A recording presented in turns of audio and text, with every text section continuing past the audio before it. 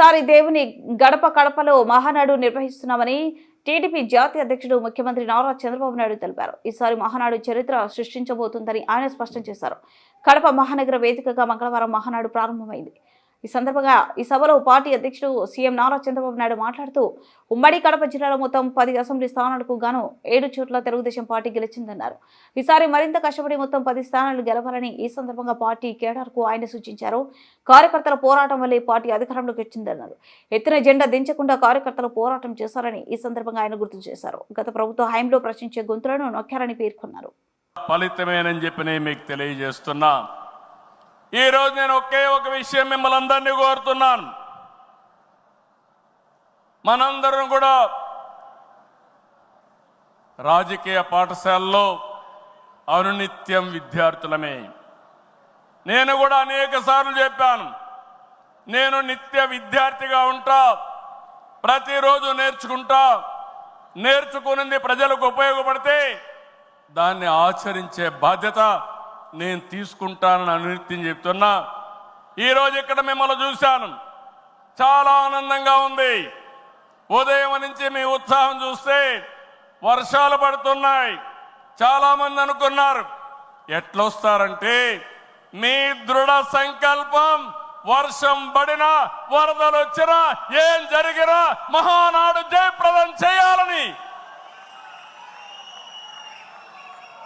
మీరందరూ వచ్చారు. ఈ సందర్భంగా ఒకటే నేను ఆశిస్తున్నా, నేను ఒక సైనికుడిని, నిరంతరం పోరాటం చేస్తా.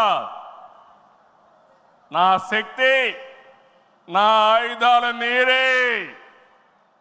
మీరు నేను కలిస్తే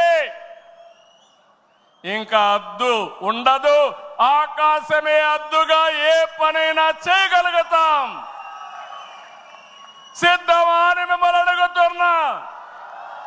సిద్ధం అంటే చేలు పైకెత్తండి. ఎన్నో యుద్ధాలు చేసిన మనం, ఎన్నో కార్యక్రమాలు, వినూత్నమైన కార్యక్రమాలకు జయప్రదం చేసిన మనం ఈరోజు మళ్ళా ఒకసారి మీరు ఆలోచిస్తే తెలుగుదేశం పార్టీకి ఒక బ్రాండ్ ఉంది. నీతి నిజాయితీ రాజకీయాలు చేస్తాం, ఒక విజన్తో పనిచేస్తాం. పాజిటివ్ పాలిటిక్స్ మన విధానం. రాష్ట్రం ఫస్ట్ అనేది మన సంకల్పం. అందులో కూడా ఈ కార్యకర్తలు ఎప్పుడు కూడా జెండాను మోసిన మీరు నిరంతరం మీకు ఆ గౌరవం ఇవ్వాల్సిన బాధ్యత పార్టీ పైన ఉందని చెప్పి కూడా నేను మీకు తెలియజేస్తున్నా. ప్రతిపక్షంలో ఉండగా అవినీతి వ్యతిరేక పోరాటం చేశాం. అధికారంలో ఉంటే అవినీతి రహిత పాలన అందించాం. ప్రజల ఆస్తులు, ప్రజల హక్కులకు